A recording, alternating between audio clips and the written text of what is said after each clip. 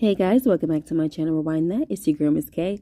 If this is your first time coming across my channel, welcome. Please be sure to subscribe if you like the vibe and hit that notification bell so you know when I upload more videos like this one. Okay guys, today we're going to be going over the latest episode of The Oval, Season 2, episode number 3, called Wicked Things. Okay, so the episode starts off with Victoria, who after finding Jean's body now tells the maid that no one is going to go into the room, right? And that her son left a mess with his dirty clothes all around. So that's where the smell is coming from. So the maid says that Miss Laura was in there before she took ill and probably wasn't able to finish. So then Victoria asked the maid what hospital Laura was in. And I was like, oh gosh, here we go with that, right? Because although Victoria tells the maid she'll send flowers, she might actually send an assassin, okay, to finish the job. Because what do they want in the White House? They want everybody to keep things on the hush-hush. All right, so once the maid leaves, Victoria goes into her bedroom to tell Hunter to go into Jason's room. So, of course, Hunter was trying to give her a hard time as usual. So Victoria had to grab him by the hand and lead him into Jason's room. So they go into the bedroom and Hunter sees the body also. So now they're arguing about whose fault it is that Jason graduated to this phase of his psychosis, right? Eventually, they decide that they have to get rid of the body. So Victoria finds a closed chest for Hunter to put the body in. Victoria also made it clear that she wants no parts of moving Jean's body. Next, Sam goes into Don's office and he wants to know, respectfully, why he didn't know about the Max and Yuma situation. So Don says that since they fought over a woman and shot each other, it's not exactly what they want the world to know about. So Sam says, I'm sorry, sir, I don't believe that. Then he brings up what the press secretary said, that there was a dead girl. And Don, of course, ran with the lie that Diane was off her meds and was liable to say anything. Then Don tries to throw it back on Sam and says that it doesn't bode well that he didn't know what his agents were up to. But for me, that was a reach, you know what I'm saying? Because it's like, I understand he's the boss and all, but how should he know what they're doing on their personal time? You know, whatever. Anyway, so before leaving Don's office, Sam tells Don that he wants to be the one to tell the wives. And it wouldn't be best for Kyle to do it because Kyle is Max's antagonist, which is so true. Next, Barry and Sharon are driving home after Sharon bailed him out. So Barry is going on about how he can't believe the police just let Ruth go and didn't even bother to find out anything about Callie, and there's still no lead on her. Then he thanks Sharon for bailing him out.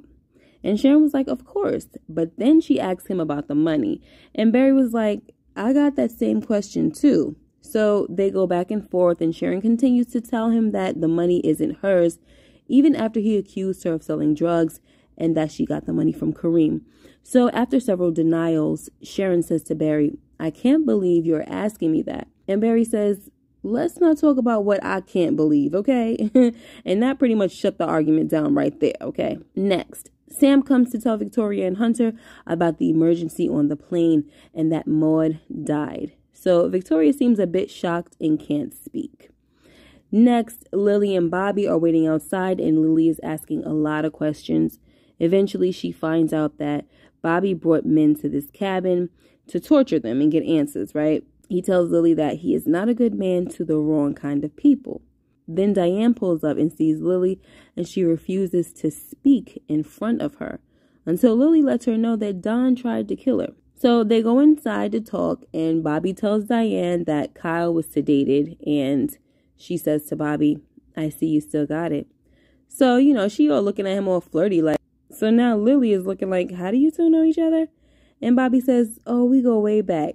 So Diane obviously sees that Lily is trying to figure out if she had something going on with Bobby, right? Because she was like, aren't you the jealous one?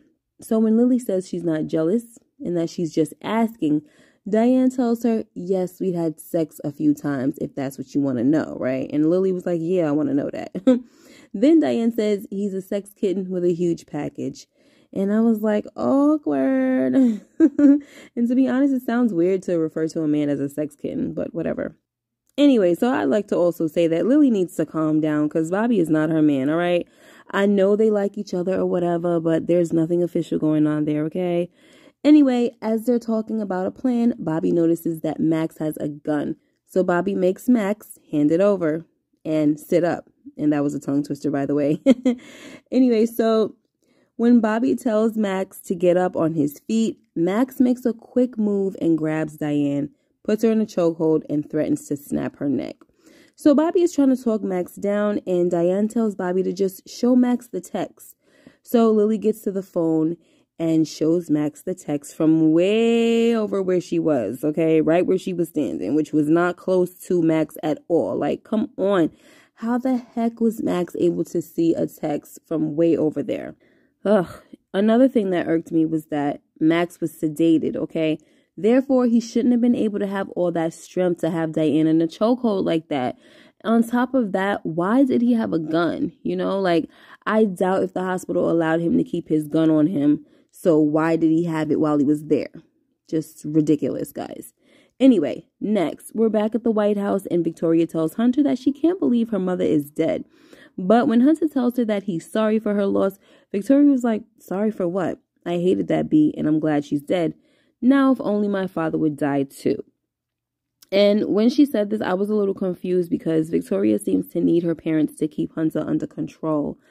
I mean, you know, he's already out of control, but it seems like Victoria can always lord the power of her parents over Hunter's head in order to reel him back in, you know? So for this reason, I'm really not understanding why she would want her father dead too. Because, I mean, unless there's some type of transfer of power where if or when both of her parents die, right, the power goes to her.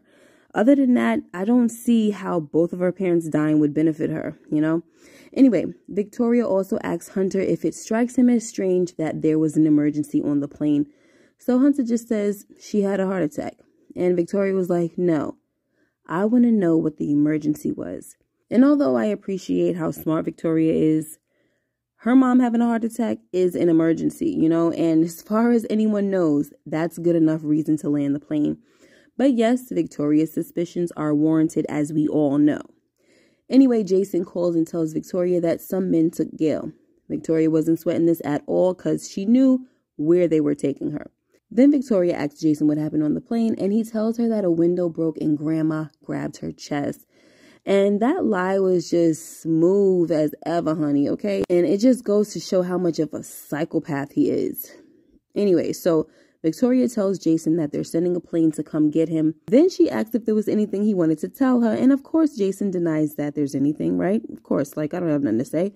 Long story short, Jason tells Victoria to make sure no one goes in his room and he'll handle the so-called dirty clothes situation when he gets home, because she did mention that there's an odor coming from his room. Next, Sharon and Barry get home just to find that Richard done changed the locks, honey. So when they get inside, Richard gives Barry a new key. And we see that he has a little attitude towards Sharon also. He didn't even want to speak to her, and when she offered to iron his clothes, he was funky about that too.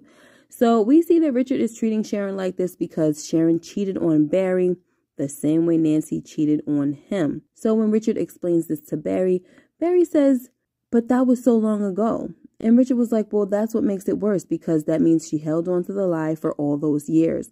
And that is definitely true, right? Nancy was holding on to this secret for years and years, and that is going to make it possible that Richard may never ever trust her again.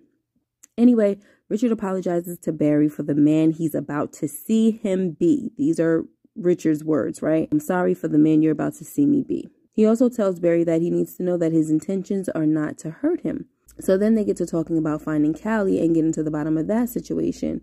And Richard tells Barry to get Sam to help because he's well connected. But let's be honest, okay? Sam ain't done nothing yet, all right? So when are we going to see some action on that? Anyway, last season there was also something that Barry wanted to talk to Sam about, but I don't recall this ever happening. So hopefully we'll see what happens with that. Next, Priscilla is trying to get a hold of Jean, but she's just getting her voicemail. So Priscilla calls the White House and speaks to Alonzo and asks him if Jean checked out. Alonzo says no, she didn't check out. So Cilla says, look at the cameras for me. So Alonzo is looking and he sees that Jean was seen going into the residence but never coming down. He also tells Cilla that it's strange that they see Miss Laura being carried out on a stretcher but still no Jean. So after Cilla thanks Alonzo and promises not to tell anyone that he helped her, she hangs up, and now she's even more concerned, especially since she speaks to Jean all the time. Next, Kyle goes to Don's house and tells him that they lost track of Diane and that he knows she's being helped. But for me, the most significant part of this scene was when Kyle brings up the death of Maud. When Don expresses that he doesn't care, Kyle, on the other hand, seemed more concerned with how things will be going forward, because he says to Don, this will change the dynamic. So when Kyle said that, it really had me wondering what dynamic he was referring to. I mean, I have an idea, but more specifically, were they taking orders from Maud? And is it possible that now they'll be taking orders from someone else? Like, how is the dynamic going to change? I don't know, but hopefully we'll see real soon, right, guys? Next, Ellie comes home to Alan and she just wants to take a shower and go to bed. But Alan has some other things in mind, right? He has a surprise engagement ring on the bed. But Ellie tells Alan that she's not ready. So in this scene, we see that Alan is not as meek as he appears to be while he's at the White House. Instead, he's aggressive, and judging by what Ellie said, he has mood swings, okay? So I don't know if this means he beats her or what, but to be completely honest, I don't care about Ellie enough to want to see how this story plays out, all right? I think we have enough storylines to contend with as it is. Next, after taking a break and downing a few drinks, Hunter and Victoria go back into Jason's room to get rid of Jean's body. So Victoria is cleaning out all of the clothes from the chest, and at the bottom of the chest, she finds Hunter's sword that went missing the day Denise lost her pretty little head. So now we know where the sword went. But does this mean that Jason killed Denise? Probably so. I mean, I'm going to bring it up again, that while he was choking Jean out, he said that he didn't want to do this again, right? So maybe he was referring to killing Denise, because initially I thought he might have killed someone during the time they lived at the governor's mansion. Anyway, guys, that was the episode. I really hope Creepy Jason gets his really soon, all right? Because if not, he's just going to kill again. Okay, guys, that's all for now. Let me know what you guys thought of this episode. And make sure you like, comment, and subscribe if you haven't already. And hit that notification bell so you know when I upload more videos like this one. You guys take care and be blessed. Bye-bye.